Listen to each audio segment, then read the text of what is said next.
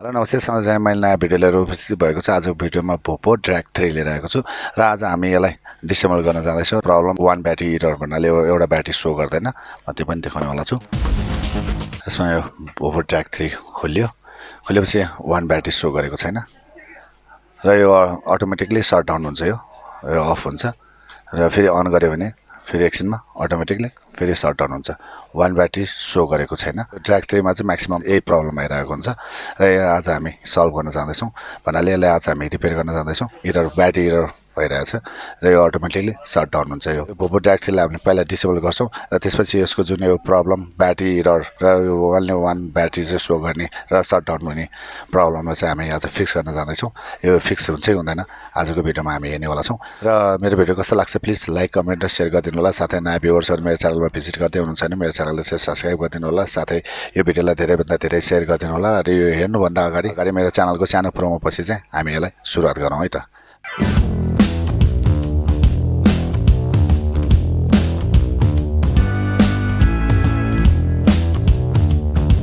पहिला सुरु हामी यसलाई डिसेबल गर्छौँ पहिला यो ब्याट्री निकालौँ भोपो ड्र्याग 3 मा यो ब्याट्रीको इरर अटोमेटिकली शट डाउन हुने वान ब्याट्री मात्रै सो गर्ने र यसको म्याक्सिमम केसहरू चाहिँ यो जुन यो डोर छ यो प्रब्लमहरू चाहिँ यसमा आउने हुन्छ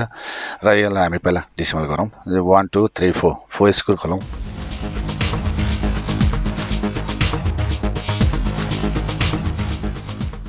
यो 4 स्क्रूलाई हामीले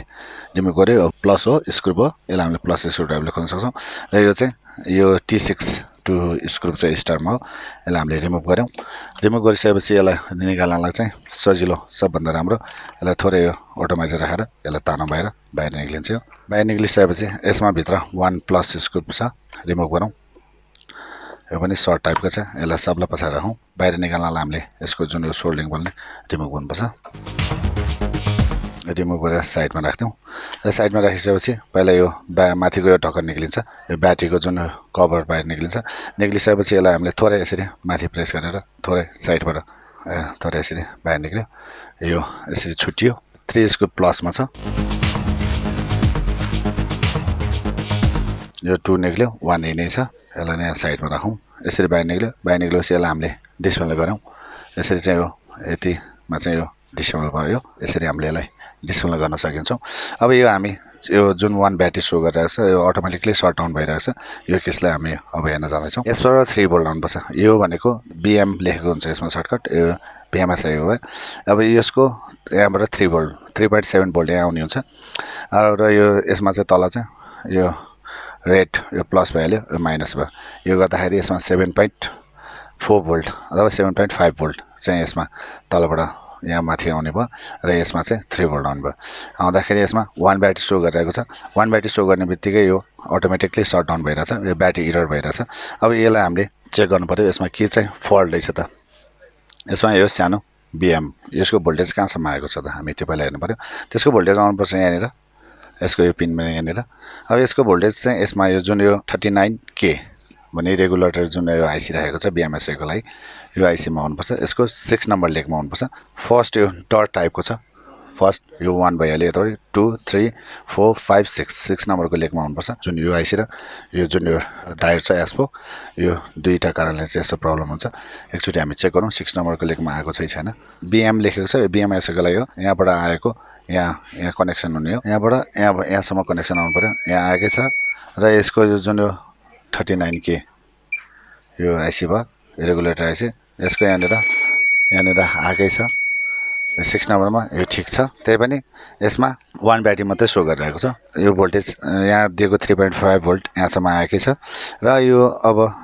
प्रब्लम भनेको यो जुन यो आइसी र यो जुन एस्पो यो 39K रेगुलेटर आइसी र एस्पो डाइटमा प्रब्लम हुन्छ एकपट्टि साइडबाट हामी चेक गर्नलाई गरिसकेपछि यताबाट पनि चेक गरौँ यतापट्टिको यो ठिकै छ र अब यो कतै सर्ट छ हेरौँ छैन भनेपछि पहिला सुरु हामी के गरौँ पहिला सुरु अब यो एकचोटि हामी यसको चाहिँ यो जुन एस्पोलाई चेन्ज गरेर हेरौँ त्यसपछि यो रेगुलेटर आइसी चेन्ज गरेर हेरौँ यो सक्सेस हुनै पर्ने हो एस्पो यो यसको यो कटिङ गरेको भाग यतापट्टि छ यतापट्टि प्लस यतापट्टि माइनस भाग भइहाल्यो यसलाई थोरै यहाँ हिटेर निकालौँ यो निक्ल्यो यो एस्पो डाइट भइहाल्यो अब यसको ठाउँमा मैले अर्को एउटा रेडी बनाएर राखेको छु एसपो डाइट यो एसपो अलि सिधा बनाएर राखौँ राम्रोसित कनेक्सन गरौँ यो कनेक्सन भयो अब यसमा एकचोटि टेस्ट चेक गरौँ ब्याट्री हालिकन यसलाई यसरी राखौँ त्यसपछि यसलाई यहाँ एकचोटि जोइन गरौँ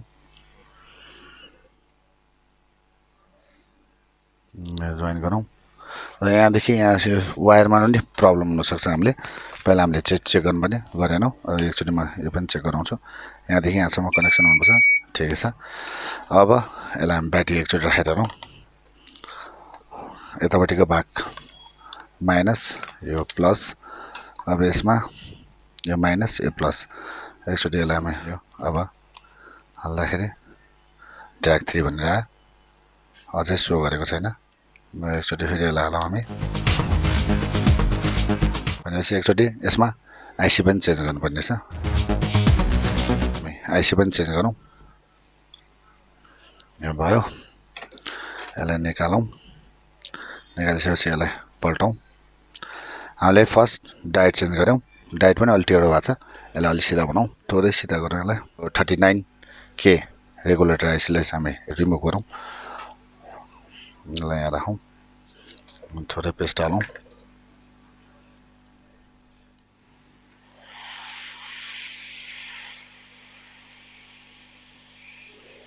यसलाई रिमुभ गऱ्यौँ यो ड्यामेजलाई यहाँ राखौँ र यो हिट हुनसक्छ धेरै अब हामीले यसको ठाउँमा यो आइसीलाई लगाउँ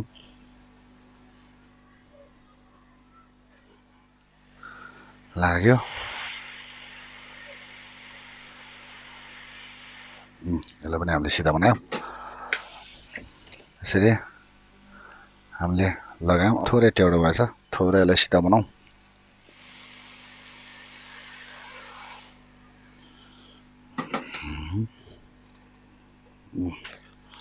अब यो सिधा भएको छ यसरी हामीले यहाँ लगायौँ क्लिन गरेपछि एकचोटि चेक गरौँ पहिला क्लिन गरौँ क्लिन भएको छ यो जोडेकै छ यो 39K रेगुलेटर आइसी यो एसपो यसलाई हामीले क्लिन गरौँ हामीले यसको जुन आइसीलाई हामीले यहाँ राखेको छौँ यसको जुन पुरानो आइसी यो 39K यहाँ साइडमा राखौँ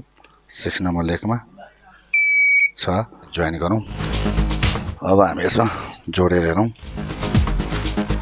यसलाई हालेर हेरौँ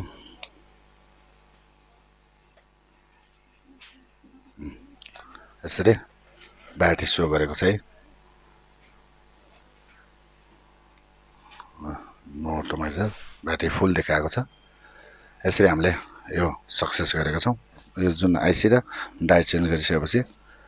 यसमा दुईटा ब्याट्री सो गरेको छ यसरी हामीले यसलाई रिपेयर गर्न सक्छौँ VOOPOO Drag 3 मेरो भिडियो कस्तो लाग्छ प्लिज लाइक कमेन्ट र शेयर गरिदिनु होला साथै नयाँ भ्युअर्सहरु मेरो च्यानल भिजिट गर्दै हुनुहुन्छ भने मेरो च्यानल चाहिँ सब्स्क्राइब गरिदिनु होला साथै बेल आइकनले पनि प्रेस गरिदिनु होला कस्तो भिडियो हजुरलाई चाहिन्छ प्लिज कमेन्ट पनि गरिदिनु होला र यो भिडियोलाई धेरै भन्दा धेरै शेयर गरिदिनु होला अर्को भिडियोमा चाँडो भेट्ने बाचा गर्दै आजको जुन यो Drag 3 यो जुन ब्याट्री इरर वान ब्याट्री सोड नगर्ने सडनली अफ हुने प्रब्लमलाई हामीले फिक्स गरेका छौँ भन्दै अर्को भिडियोमा चाँडो भेट्ने बाचा गर्दै यो भिडियोबाट चाहिँ म बिदा लिन चाहन्छु।